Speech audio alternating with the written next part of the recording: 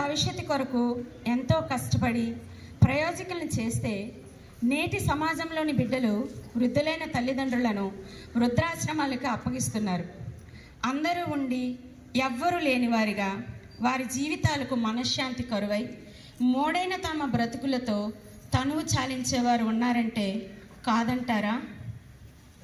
అమ్మమ్మ తాతయ్య, నానమ్మ తాతయ్యలు వారి యొక్క ఆశీర్వాదాలతో సూచనలతో పెరిగే ఒక కుటుంబం, వారిని అస్సలు పట్టించుకొని మరొక కుటుంబం. ఈ రెండు కుటుంబాల మధ్య సంఘటనలను మా విద్యార్థులు ఒక నాటిక ద్వారా ప్రదర్శించబోతున్నారు. గమనించండి. ఈ నాటికలో వచ్చే పాత్రలు కానీ సంఘటనలు కానీ ఎవరిని ఉద్దేశించినవి కాదు. దయతో వీక్షించండి.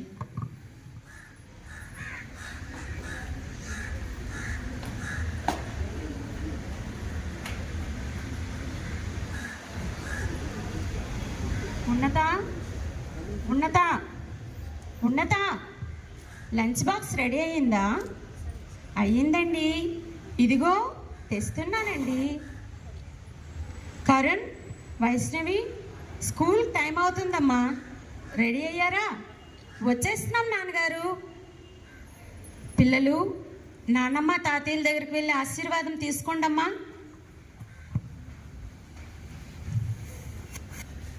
దీర్ఘాయుష్మాన్ భవ. చక్కగా చదువుకోండి పిల్లలు. రోడ్డు ఎడమ ప్రక్కనే నడవాలి. క్లాస్లో టీచర్స్ చెప్పినవి శ్రద్ధగా వినాలి. ఎప్పటి పాఠాలు అప్పుడే చదువుకోవాలి.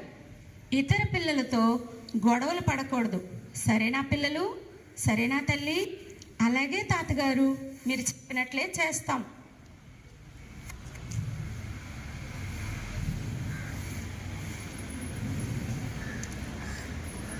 వెళ్ళొస్తామమ్మా, బాయ్.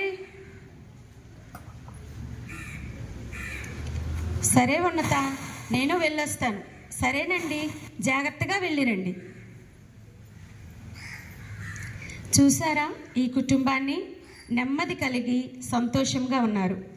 మరి ఇంకొక కుటుంబాన్ని చూద్దామా?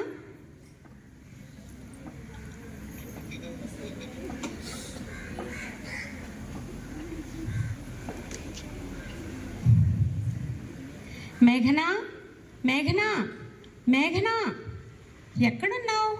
పలకమేమిటి? అబ్బా, ఏటి నీ గోల? కాకిలా గరుస్తున్నావు.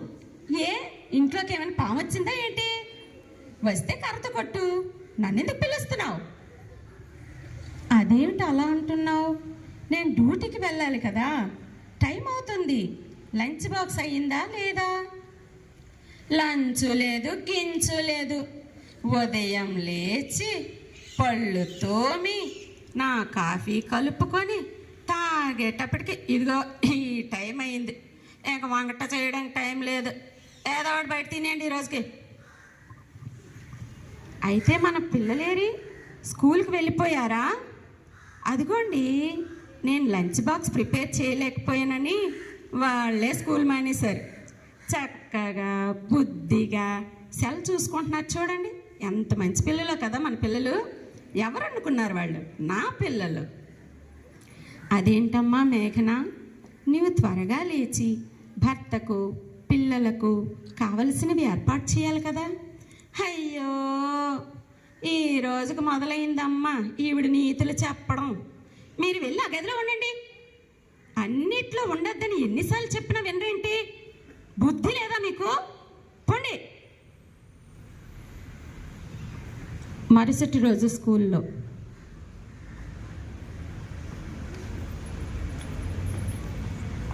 Good morning teacher. Good morning పిల్లలు. బాగున్నారా అందరూ? ఓ, చాలా బాగున్నాం టీచర్. సరే కూర్చోండి. గౌతమ్, భరత్, నిన్న మీరు ఎందుకు రాలేదు? గౌతమ్, భరత్, ఏంటమ్మా పలకరు? ఎందుకు నిన్న స్కూల్కి రాలేదు? హోంవర్క్స్ కూడా మీరు చేయడం లేదు. మీ ఇంట్లో అమ్మా నాన్న మిమ్మల్ని పట్టించుకోరా? మిమ్మల్నేనమ్మా అడుగుతున్నాను, సమాధానం చెప్పరేంటి? సరే కూర్చోండి. పిల్లలు వినండి, రేపు మన స్కూల్లో సమయాన్ని సద్వినియోగం చేసుకొనుట అనే అంశంపై స్పీచ్ కాంపిటీషన్ ఉంది. అందరూ కూడా చక్కగా తయారై రండి, ప్రిపేర్ అయ్యి రండి. ఓకేనా పిల్లలు? సరే టీచర్.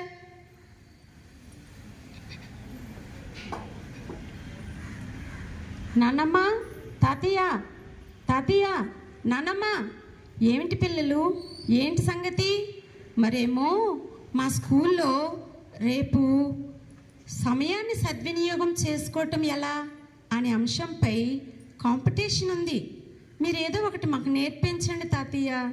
సరే నాన్న, అలాగే నేర్పిస్తాను, నేర్చుకోండి. అయితే ఈ అంశంపై ఒక పద్యాన్ని చెప్తాను, దాన్ని చక్కగా మీరు విని గ్రహించి స్కూల్లో చెప్పాలి. సరేనా? సరే తాతగారు. గంట కాలము గడిచిన గతమనంద్రు, గతము గతమే కానది ఎట్లు కలిసి రాదు. గంట కాలము వృధగా గడపకీవు, విద్య నేర్చుకో బ్రతుకంతా వెలిగిపోవు. ఈ పద్యాన్ని చక్కగా మీరు నేర్చుకోవాలి. సరేనా పిల్లలు? చెప్పండి ఒకసారి. చాలా బాగా చెప్పారమ్మా, చాలా బాగా నేర్చుకున్నారు. వెళ్ళండి, భయపడకుండా చెప్పాలి. సరేనా? అలాగే తాతగారు.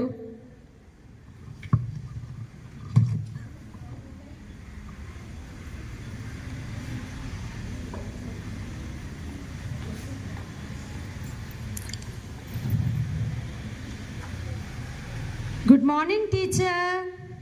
గుడ్ మార్నింగ్ పిల్లలు. అందరూ ఈరోజు కాంపిటీషన్ ప్రిపేర్ చేశారా? అవును టీచర్, చక్కగా వచ్చాం. సరే కూర్చోండి. భరత్, గౌతమి, మీరు కూడా నేర్చుకున్నారా? మాకు అలాంటివి ఏట్రావు టీచర్, మేము నేర్చుకోలేం కూడా, ఏమనుకోకండి. సరే కూర్చోండి. ఎవరు చెప్తారు? నేను చెప్తాను. సరే కరణ్, వచ్చి చెప్పు నాన్న, ఏం నేర్చుకున్నావు? మా తాతగారు నాకు ఒక పద్యాన్ని నేర్పించారు టీచర్. అవునా? సరే అయితే చెప్పు. చాలా బాగా చెప్పావు కరుణ్, వెరీ గుడ్. వైష్ణవి, నువ్వేం నేర్చుకున్నావు తల్లి? నేను మా అన్నయ్య నేర్చుకున్న పద్యానికి భావం చెప్తాను టీచర్. అవునా? సరే అయితే చెప్పు నాన్న. చాలా బాగా చెప్పావు తల్లి, కూర్చో. పిల్లలు వినండి, ఈ పోటీలో అందరూ చక్కగా పార్టిసిపేషన్ చేశారు. అయితే కరుణ్ వైష్ణవులకు ప్రథమ బహుమతి వచ్చింది. కాబట్టి వారందరినీ మీరు చప్పట్లతో ఆహ్వానించండి. వెరీ గుడ్ నాన్న. మీకు ఎవరు నేర్పించారు ఇవన్నీ? మా తాతగారు, మా నాన్నమ్మ గారు టీచర్. అవునా? చాలా మంచిగా వివరించారు. వారికి నా కృతజ్ఞతలు తెలపండి. అలాగే టీచర్.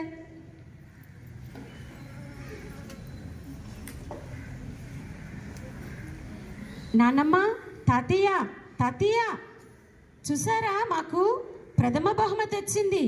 నిన్న మీరు నేర్పించినటువంటి పద్యంలో ఈ ప్రథమ బహుమతి మాకు స్కూల్లో ఇచ్చారు మా సిస్టర్.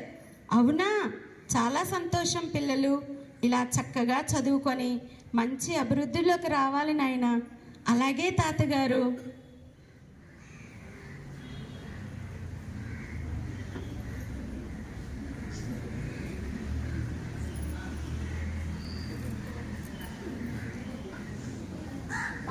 ఏంటో ఇంట్లో పరిస్థితులు అర్థం కావడం లేదు. కోడలేమో అలా ఉంది, పిల్లలేమో భయం లేదు, చదువు లేదు. ఇంటి పరిస్థితి ఎప్పుడు బాగుపడుతుందో అని భయంగా ఉందమ్మా. అవునండి, అబ్బాయి రానియండి, మాట్లాడదాం. బాబు చార్విక్, ఓసారి ఇలా రానన్నా. ఒరే బాబు చార్విక్, పిల్లలు అస్సలు చదవడం లేదురా. పెద్దలంటే గౌరవం తెలియదు, మంచి లేదు, మర్యాద లేదు. నీ భార్య కూడా మమ్మల్ని అస్సలు పట్టించుకోవడం లేదురా. ఏంటి, నా మీద మీ కొడుకు చాడీలు చెప్తున్నారా? ఎంత ధైర్యం మీకు? మిమ్మల్ని నా ఇంట్లో ఉంచుకోవడమే ఎక్కువ. ఇలా కాదు, ఇదిగో ఇప్పుడు మీ అమ్మ నాన్నని వృద్ధాశ్రమంలోకి వేస్తావా వేయవా? అలా కాదంటే చెప్పు, నా పిల్లలతో మా అమ్మాళ్ళ ఇంటికి వెళ్ళిపోతాను నేను. జాగ్రత్త. నాన్న, అమ్మ, నన్ను క్షమించండి, నేనేమీ చేయలేను. నా భార్య బిడ్డల్ని వదులుకోలేను, నన్ను క్షమించండి. చార్విక్, ఆగు. నువ్వు చేస్తుంది చాలా తప్పు నాయనా. నీ తల్లిదండ్రులే లేకపోతే నువ్వు ఈ స్థితిలో ఎంత మంచి పొజిషన్లో ఉండేవాడివా? ఆలోచించు. వారు పడిన కష్టాన్ని, శ్రమను మర్చిపోయావా? వృద్ధులైన వారిని కొడుకుగా నీవు చక్కగా చూసుకోవాలిగా. వారి శేష జీవితం సుఖంగా ఉండేలా చూసే బాధ్యత నీదే కదా. అలాంటిది వారిని వృద్ధాశ్రమంలో చేరుస్తావా? చాలా పాపం వస్తుంది నీకు. భగవంతుడు కూడా నిన్ను క్షమించడు, గుర్తుంచుకో. ఈరోజు నువ్వు చేసిన పని రేపు నీ పిల్లలు నీకు చేస్తే అప్పుడు నీ పరిస్థితి ఎలా ఉంటుందో ఆలోచించు. నా కళ్ళు తెరిపించారు అంకుల్, నన్ను క్షమించండి. మరెప్పుడూ ఇలా చేయను. అమ్మా, నాన్న, పదండి మన ఇంటికి పోదాం. ఏంటి మళ్ళీ ఇంటికి తీసుకొచ్చా వాళ్ళని? నాకు నా తల్లిదండ్రులే ముఖ్యం. ఈ వయసులో తోడుగా నేను ఉండకుండా వాళ్ళని వృద్ధాశ్రమంలో ఎలా ఉంచగలను? ఎదురింటి అంకుల్ నా కళ్ళు తెరిపించారు. నీ తల్లిదండ్రులకు ఇలాంటి పరిస్థితి వస్తే నీకు అర్థం అవుతుంది నా బాధ ఏంటో. నన్ను క్షమించండి, ఇంకెప్పుడు ఇలా చేయను. నన్ను క్షమించండి అత్తగారు, నన్ను క్షమించండి మామయ్య గారు. పర్వాలేదు తల్లి, నీవు మా కూతురు లాంటి దానివి. బిడ్డల తప్పులు చేస్తే పెద్దలుగా సరిదిద్దాలి. వారిని సరైన మార్గంలో నడిపించాల్సిన బాధ్యత మాదే కదా తల్లి. మనలో మనకి క్షమాపణలు ఎందుకు? ఈ క్షణం నుండి మనమంతా ఒక్కటే, సరేనా? సరే తాతగారు, మీరు ఎంత మంచివారు. నేను మీకు కడుపు నిండా భోజనం పెట్టకపోయినా, ఎన్ని శ్రమలు పెట్టినా నన్ను క్షమించారు. నన్ను మీ కూతురులా భావిస్తున్నారంటే మీరు చాలా గొప్పవారు. నన్ను క్షమించండి. చూసారండి ఈ నాటిక ద్వారా మా పిల్లలు మీ అందరికీ ఒక సందేశాన్ని అందించారు. ప్రతి కుటుంబం సమాజంలో గౌరవ ప్రతిష్టలు కలిగి ఉందంటే దానికి మూల కారణం మన తల్లిదండ్రులే. వారు రాత్రనక పగలనక కష్టపడి చదివించి ఒక ఉన్నత స్థానాన్ని కలిగిస్తే వాటిని మర్చిపోయి వృద్ధులని కూడా చూడకుండా వారి మనస్సు గాయపడేలా అనేక మాటలని, భోజనం సరిగా పెట్టక, మీరు ఎలా ఉన్నారని కనీసం పలకరించక వారిని తక్కువగా చూస్తూ బాధిస్తున్నామేమో. దయతో ఈ క్షణం నుండైనా వారిని గౌరవంగా చూసుకుందాం. అందరికీ నమస్కారం.